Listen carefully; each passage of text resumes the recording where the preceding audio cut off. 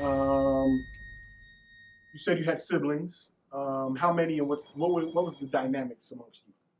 So, Oldest to youngest. well, my oldest was always the like the protector. Like she was sort of like the second mom for us. How much older? She's about 2 years, 2 years older than I am. Okay. 2 3 years maybe older than I am. And then I have my youngest, who is the one after me, who is 7 years younger than I am, right? And then after that follows the baby of the family, who is about 10 years. Okay, so what's your relationship with them now? Well, it's better now. I think that at first it wasn't really the connection wasn't really there. Is it the age gap, you think?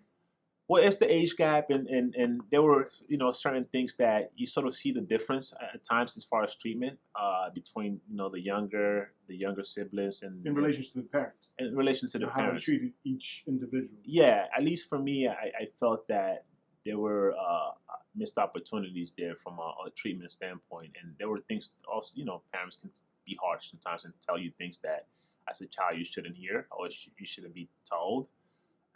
And the thing about kids, I always say, is that kids don't forget, right? So you're saying, do you think so? The treatment you received was intentional, or was they were not aware that they were doing what they were doing? Again, like I think it was malicious. No, I don't necessarily think that any parent does anything to a child in a malicious way. Again, I don't know, right? But I feel that there were things that you can say to your child differently. But again, everyone is a human being. Sometimes you get caught up in your own emotions, and you just say shit that you don't necessarily mean. But the things that hurt a child usually sticks with them forever. They do. I mean, they do. Nobody remember. You rarely remember the good things. Certainly.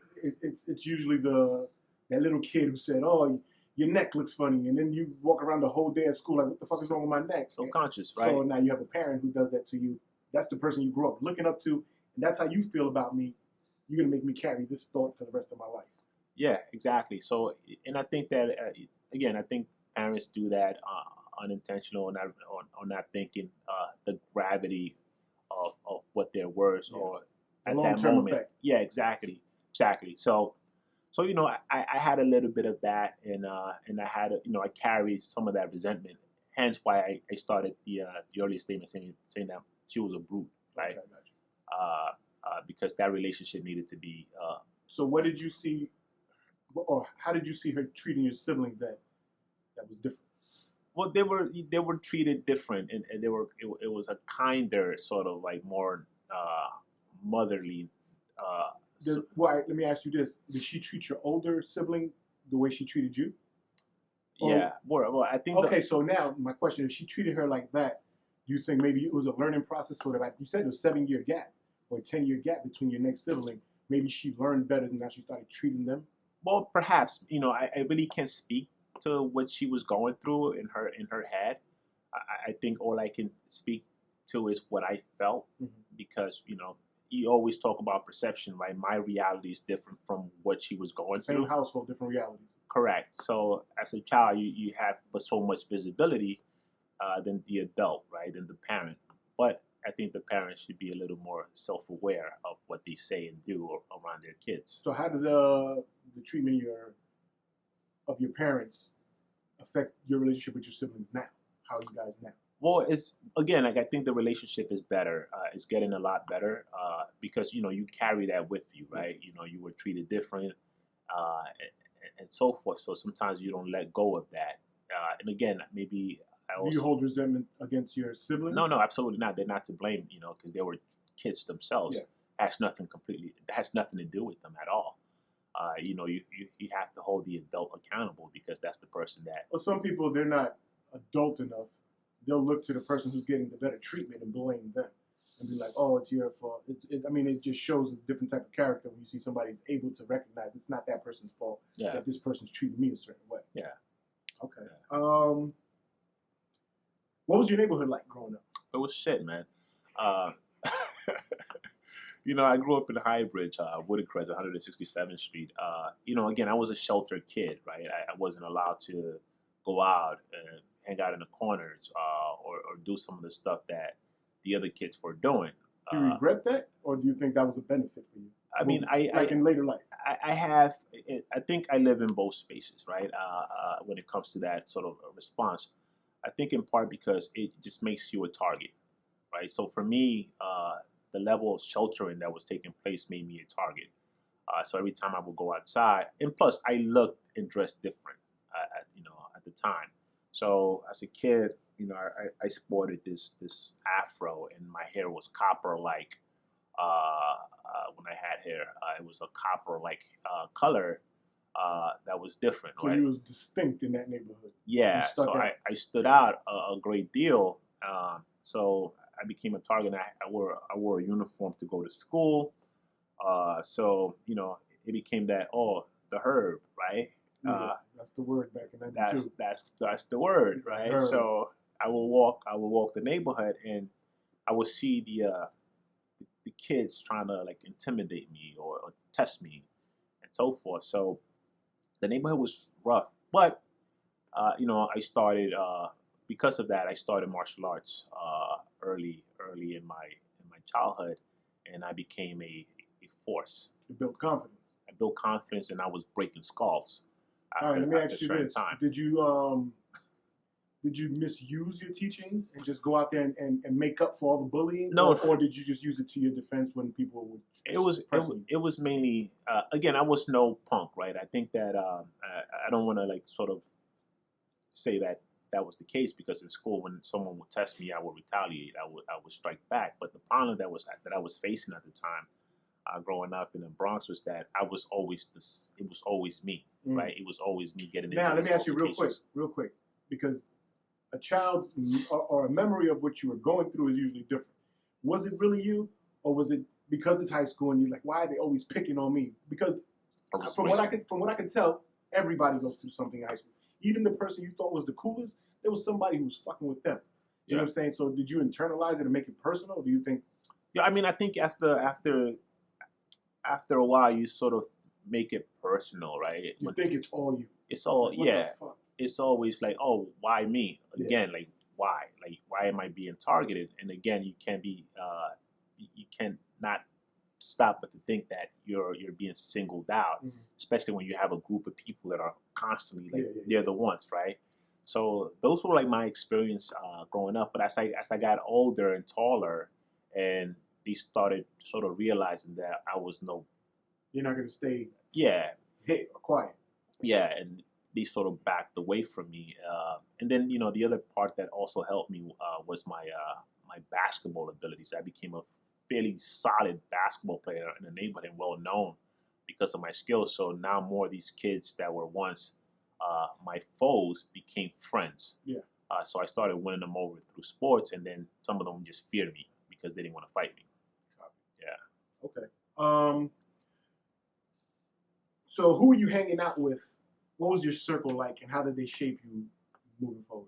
So I would tell you this, that my circle was very small. I would normally hang out with like-minded individuals. I wasn't. When you say like-minded, you mean sports, athletics, martial arts? Correct. Okay. Individuals from that initial circle. I think the one blessing that I had was when I joined martial arts. My Sensei Bolo, wherever he is, much love to him.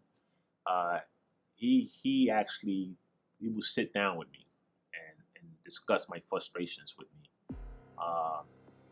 He gave me the confidence that I was lacking.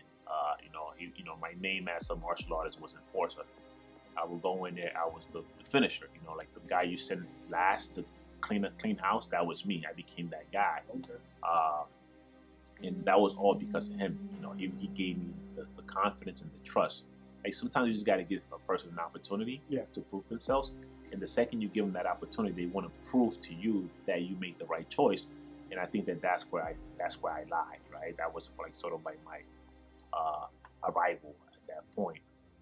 And he was the one that helped me achieve that level of confidence. Would you recommend sports or martial arts to kids going through stuff that you went through? I think, yeah, man. I think that kids benefit from that, having that level of discipline and just being around people, positive people who are learning and building, right, and not into like nonsense that could potentially get them in trouble.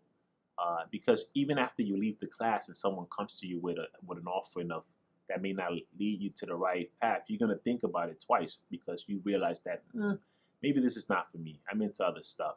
Not to mention, I've noticed when people are, let's say, into boxing and they're proficient at it, when they're in the streets and they get pressed, they're not ready to throw hands. They're pretty reserved and stuff. They know what it is. They know that it's more serious than just a fight. A lot of people are quick, especially in the hood, quick to throw hands, not knowing you could just fall over and crack your skull and die. They don't know the repercussions of doing that. Yeah. So I'm assuming having, you're beating ass all day in class, you go out into the street, you're not as wild as the average dude. You're a little more reserved. Yeah, I mean, and that was one of the teachings of martial arts. One of the first things that I remember, Jabba, who was one of our black belts. I remember when I was a green belt, right? And I was passed on from promotions 4 times. So I remember crying because I was, if not the best fighter of the school. I was beating up black belts as a 5'5". So this is a group of martial artists that will go around the city, and I was beating them up, like embarrassing these guys. But I was being looked over, or at least the lesson that was being taught was that I was too quick to show you how good I was. So they wanted you to be more reserved. Yeah. They didn't want you, maybe they saw arrogance in you, and if they let you get that extra step, it's not, your head's just going to get too big, maybe? Well, they humbled you? Yeah, it was a humbling experience because I remember cracking and crying when I remember her name to this day vividly, Andrea, who was like, she had no business being a green belt, in my opinion, right? But yet. You wanted to beat her ass? No, she was promoted. Oh, okay. And I was to tie the belt around her waist. To me, that was the most embarrassing and disrespectful. And this is under Bolo? This is under my Sensei. Do you think he knew what you were going? He saw you and said, "Let me humble this kid." And if you're saying he sat down with you and gave you lessons and jewels, you think he did it, intentionally? Certainly, I think that again, like I think I was in my mind, right, in my moment, not understanding these lessons that were being taught, that I was being, sort of like thought to sort of like process. So entitled, maybe. Perhaps, I just felt that I deserved it, right? Entitled. Yeah, I felt like I earned it. Yeah. I'm here bringing in these 6-foot trophies to the school. What's up? Did he ever pull you to the side and say, "This is why this is taking"? No, certainly. Like, the night where I cracked, where I actually walked out to school, I came in, I submitted my gi, and I told them that I was done. You were that upset?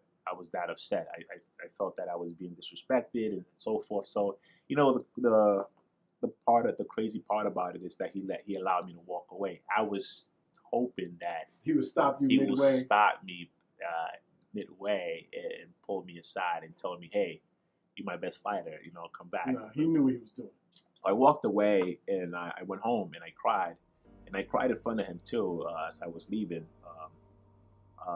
So maybe a couple of weeks later, I ran into him in the streets and he pulled me aside and he sat with me and he told me what was going on and what I needed to do to get to the next level.